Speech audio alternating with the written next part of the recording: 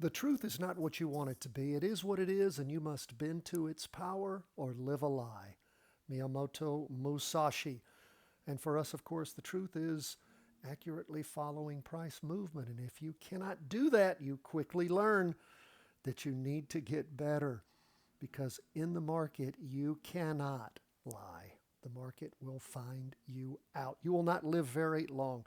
Let's jump in these charts. This is a complete turnaround of everything that was down yesterday. Everything is up, and stock market is up nicely. Now you look at the chart, particularly on the weekly, does not look like an up market. When you get down to the half day, you can see that we have for 2 days, have seen the market, or 2.5 days, particularly there when things first started moving up back on Friday the 20th in the afternoon, then sort of died on Monday morning, then up on Monday afternoon, up Tuesday. This was a short market today. Market closed at 1 p.m. Eastern Standard Time. But we can see where the market has weakened over the last couple of weeks. Lots of volume last week seeking price discovery. Did you guys do what I offered you yesterday and take both those teachings? Did you go through them both, or do you have planned to do that? I'll go ahead and put them in at the end of today's video. Also, it's our training on volume and on the Heikin-Ashi candlesticks. If you can keep that Heikin-Ashi candlestick formula in your head, it's different than your regular candlesticks, high open, low close. It helps so much in understanding what you are seeing. When you add that with volume, it helps you very much in understanding what's actually happening with price movement, and the big one, investor sentiment. So as we go into Christmas, markets are of course closed tomorrow for the Christmas holiday, and Merry Christmas, Happy Hanukkah, first day of Hanukkah tomorrow. What we see happening is markets are weakening. We'll see what happens on Thursday and Friday. This is probably going to be a light weekend volume, I'm guessing. We can see it was light today. But we'll see how things are as we go through the rest of the week. But right now, we have sort of a downward push on things, even though, particularly here for this day and a half, we can see where things were really moving up. And for that 2.5 days where things bottomed with lots and lots of volatility on Friday morning, last Friday the 20th. So we'll watch. Overall, though, S&P up nicely, 1.11%. We'll see if we get that Santa Claus rally. What about the NASDAQ 100? Up even more. Now, it wasn't down as much either.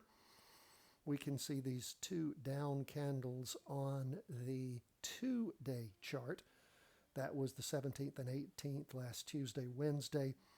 And then, of course, the Thursday and Friday 2-day candle.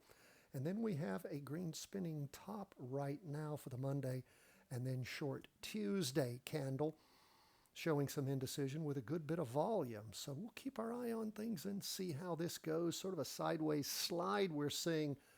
Doesn't mean a pullback. We've seen that before on the NASDAQ a couple of times previous, where it's just sort of digested and popped up again. That might be what's happening.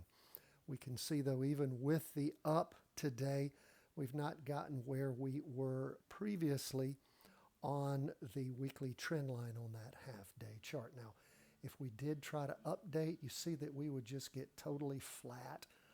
That's sort of a hard chart to deal with. So we'll keep it where it is right now and see where that takes us. What about 20-year U.S. government bonds? Big down day yesterday in bonds. Actually, we see day and a half of down movement.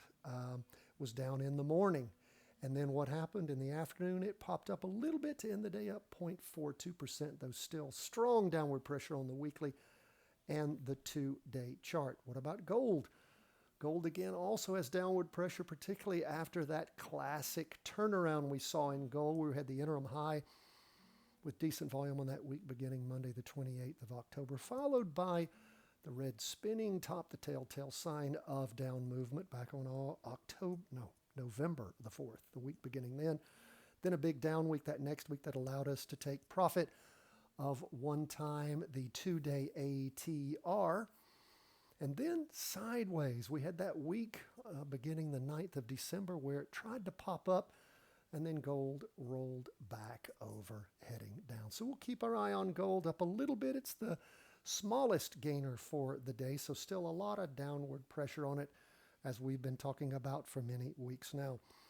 What about Bitcoin? Boy, after a big down, well, several big down days, Bitcoin popped up today quite nicely, 6.09%, but still downward pressure on that weekly and the 2-day. You can see it there. We'll see how things continue to go throughout the holiday. Don't forget, 24-hour a day Bitcoin. We use BTC/USD as the identifier, as the symbol. You can track it, of course, 24 hours a day, 7 days a week. So you can see how that runs over the holiday. Right now, of course, some downward pressure on Bitcoin after hitting that significant high last week. That was the week beginning the 16th of December. That's where we are. Again, happy holidays, Merry Christmas, Happy Hanukkah.